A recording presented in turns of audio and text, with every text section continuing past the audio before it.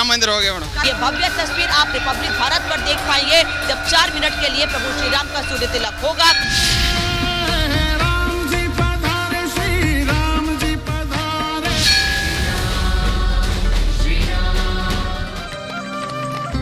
तो रामलला के सूर्य तिलक का इंतजार हो रहा है और यहाँ पर पूजा पाठ की जो कार्यक्रम है वो शुरू हो चुका है।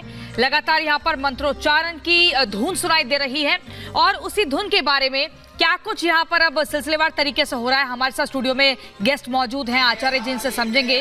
आचार्य जी, अब से कुछ देर का समय और बचा है, 12:16 का समय तय किया गया है। उससे पहले प्रभु श्री राम के बाल स्वरूप का यहाँ पर पंचामृत से यहाँ पर ये स्नान कराया जा रहा है। जरा तस्वीरों को समझाएं। जी बिल्कुल, जिस प्रकार से भगवान का शिव विग्रह वहाँ उपस्थित है और उनका गंगा जल से पंचामृत से सुंदर तरीके से स्नान किया जा रहा है, वेद के मंत्रों के द्वारा स्नान किया जा रहा है और वेद के मंत्रों के अंतर्गत यजुर्वेद में आए हुए पुरुष सूक्त के द्वारा उनका सुंदर अभिषेक भगवान विष्णु के रूप में किया जाता है। जिस प्रकार से रामलीला का छोटा बाल स्वरूप शिव विग्रह आप समक्ष देख रहे हैं और गंगा जल पंचामृत से मिले हुए जल से उनका अभिषेक हो रहा है और मंत्र चल रहे हैं वो इस प्रकार से है। ओम सहस्रशीरेखा पुरुषा सहस्राक्ष सहस्रपात सभो मिग्वं सर्वसत्त्वात्र तिष्ठद्दशाङ्गुलम् पुरुष एवेदग्वं सर्वं यद्भूतं यच भाव्यम् उतामृतत्वशेषानो जदन्नेनातिरोहति।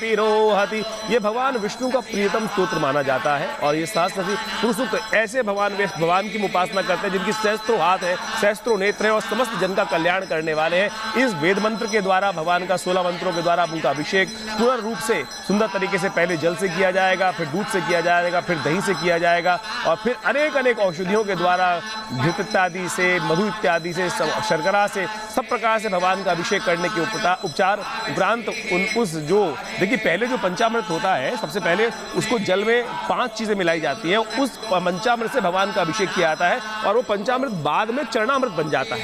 उस चरणामृत को हम श्रद्धा से जब मंदिर में जाते हैं वो चरणामृत ग्रहण, पंचामृत को नहीं ग्रहण करते, चरणामृत को ग्रहण करते हैं और शास्त्र कहता है अकाल मृत्यु हरणम सर्वव्याधि विनाशनम विष्णु पादोत्कम पित्वा पुनर्जन्म न विद्यते। आनंद भाव से भगवान का जो शिव विग्रह का जो जल है उसको हम आनंद भाव से आयुष देने वाला है, कीर्ति देने वाला है, समस्त अनिष्टों को हरने वाला है और सुंदर प्रकार से भगवान रामलला सुंदर तरह से विराजमान है। और उनकी पद्धति जिस प्रकार से वैदिक पद्धति जो पूजन की है वो षोडशोपचार पूजन, हमारे भारतीय संस्कृति में कई प्रकार के पूजनों की व्यवस्था की बताई गई है कि जैसी आपकी सामर्थ्य हो, जैसी आपकी इच्छा हो उस प्रकार से पूजा करने की व्यवस्था है। पंचोपचार 5 चीजों को उपयोग करके कर सकते हैं, षोडशोपचार 16 चीजों को उपयोग करके कर सकते हैं। षोडशोपचार यानी जिस प्रकार 16 के बाद 64 उपचार यानी 64 चीजों का उपयोग करते हो। राज्योपचार अनेक प्रकार की व्यवस्थाओं को करते हुए सुंदर प्रकार से तुलसी दल इत्यादि भगवान को समर्पित करते हुए धूप दीप नैवेद्य वस्त्र अलंकरण यज्ञोपवीत सब प्रकार से भगवान का अभिषेक करते हुए उनको अर्पित करते हुए जो देखिए हमारे यहाँ सामर्थ्य के ऊपर डिपेंड करता है। ये नहीं है कि अगर आपके पास सामर्थ्य नहीं है तो आप नहीं कर सकते। मानस पूजा है ना, और मानस के रूप में आप उपस्थित होकर आंख बंद करके भगवान के शिव विग्रह। अच्छा, तस्वीरों को देखकर जरा बताइए, अभी यहाँ पर जो लगातार चल रही है पंचामृत से स्नान हो चुका है, सूर्य तिलक जब होगा रामलला का उसके बाद 56 भोग भी लगाए जाएंगे और इन चरणों को हम यहाँ पर देख रहे हैं। वो चरणों की तस्वीरें भी सामने आई थी और अभी शायद पर्दा यहाँ पर लगा दिया है, जो तस्वीरें हमें दिखा रही हैं, बता रही हैं। देखिए भगवान का स्नान करने के उपरांत पर्दा कर दिया जाता है, उनको वस्त्र इत्यादि जब समर्पित किए जाते हैं तो सामने जब पर्दा स्नान कराने के बाद अभिषेक का दर्शन करने का है और उसके बाद भगवान का अलंकरण जब होगा पुनः भगवान के वस्त्र बदले जाएंगे सुंदर तरीके से, इसलिए ये पट लगा दिया जाता है। और पट लगाने की अनेक व्यवस्थाएं अनेक मतों के अनुसार से, जैसे वृंदावन में आप जाएंगे तो वहाँ पट लगाता है, वहाँ कहा जाता है कि भगवान के नेत्रों के साथ किसी का कनेक्शन बढ़ जाए तो भगवान साथ चल देते हैं। तो इसी प्रकार से अनेक व्यवस्थाएं हैं और अभी भगवान का सुंदर तरीके से अभिषेक अभी देखा गया कि अभी आपने दूध से जल से पंचामृत से सबसे अभिषेक किया और उसके बाद भगवान को अब सुंदर तरीके से मंत्रोच्चारण करते हुए उनका यज्ञोपवीत वस्त्र धारण इत्यादि, उनका अलंकरण तीर्थ तिलक इत्यादि समस्त प्रकार से किए जाएंगे। फिर जैसा आपने कहा 56 भोग लगाने की सुंदर व्यवस्था की जाएगी और उसके बाद आरती इत्यादि समस्त प्रकार चलेगी। उससे पहले जो आज अभिजीत मुहूर्त के अंदर जब भगवान का जन्मकाल आएगा उस समय में भगवान का सूर्य तिलक करने की सुंदर व्यवस्था रहेगी और उसी का इंतजार जो है वो तमाम राम भक्त इस वक्त यहाँ पर कर रहे हैं। आचार्य जी वापस आपके पास यहाँ पर लौटे, एक बार अयोध्या का रुख कर लेते हैं जहाँ से हमारे सहयोगी जो हैं वो यहाँ पर हमारे साथ जुड़ेंगे, उनसे भी समझेंगे तस्वीरें। लेकिन ये सुंदर तस्वीर प्रभु श्री राम की, रामलला की इस वक्त आप देख रहे हैं। पंचामृत के साथ स्नान कराया गया प्रभु को, उसके साथ ही जो हम तस्वीरें लगातार यहाँ पर दिखा रहे हैं और बड़ी बात यह है कि ये वो क्षण है जिसका 500 सालों से भी ज्यादा इंतजार हुआ है रामनवमी का। और हमारी दो सहयोगी इस वक्त लगातार ग्राउंड से तस्वीरें भी दिखा रही हैं रामनवमी को लेकर। हम यहाँ पर तस्वीरें भी देख रहे हैं सृष्टि कि कैसे प्रभु श्री राम को यहाँ पर पंचामृत से स्नान कराया गया है और साथ ही जो तमाम उत्साह है लोगों का वो भी देखते ही बन रहा है। अभी और क्या कुछ चल रहा है वहां पर? बिल्कुल सुमित, देखिए जो तस्वीरें आपने दिखाई और प्रांगण में आप देख रहे होंगे कि तमाम जो श्रद्धालु हैं वो एकत्रित हैं और किस तरीके से इंतजार कर रहे हैं अब उस विधि विधान के पूरा होने का, जिसका इंतजार लगातार किया जा रहा था। रामनवमी के पावन पर्व पर सुबह ब्रह्म मुहूर्त से ही 3:30 बजे से मंगला आरती से शुरुआत हुई है। ये तमाम श्रद्धालु जो लगातार अब यहाँ पर बढ़ते जा रहे हैं, जैसे जैसे आप आगे बढ़ेंगे, क्योंकि पूरा रास्ता जो है वो राम मंदिर तक ही जाता है। महज यहाँ से 500 मीटर का सफर तय करके आप मंदिर तक पहुंच सकते हैं और रामलला के दर्शन यहाँ पर कर सकते हैं। और इस रास्ते पर भीड़ जैसे जैसे समय आगे बढ़ रहा है वैसे वैसे यहाँ बढ़ती चली जा रही है। कुछ लोग यहाँ पर एकत्रित हैं, हम बात करने की कोशिश करेंगे कि रामनवमी के इस पावन अवसर पर आखिरकार जो देश के कोने कोने से लोग पहुंचे हुए हैं, आप लोगों ने दर्शन किए?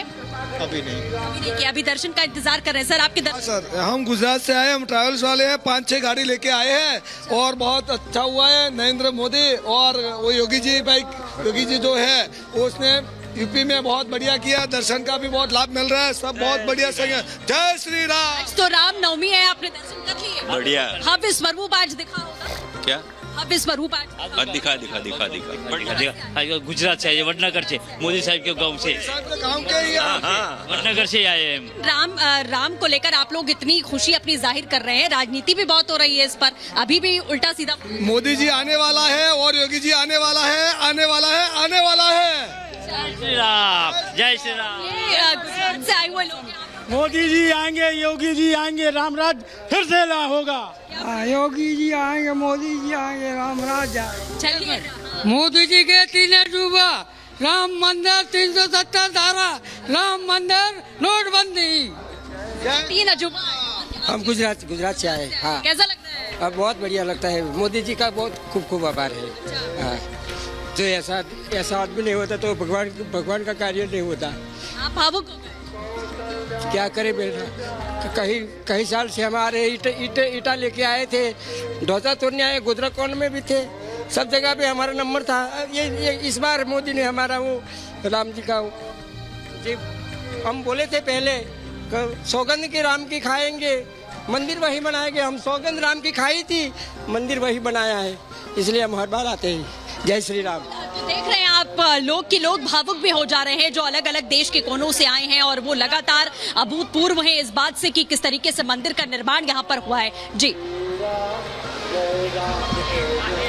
तो बिल्कुल ये तस्वीरें अपने आप में बेहद खास हैं और सृष्टि लगातार जो आप तस्वीरें भी दिखा रही हैं, अनामिका भी हमारे साथ यहाँ पर। अनामिका, आप क्या देख पा रही हैं, कैसे तमाम जो लोग हैं वो भाव विभोर हैं, क्योंकि वो क्षण भी अब बेहद करीब आ गया है जब सूर्य तिलक जो है वो मस्तक पर होगा प्रभु श्री राम के।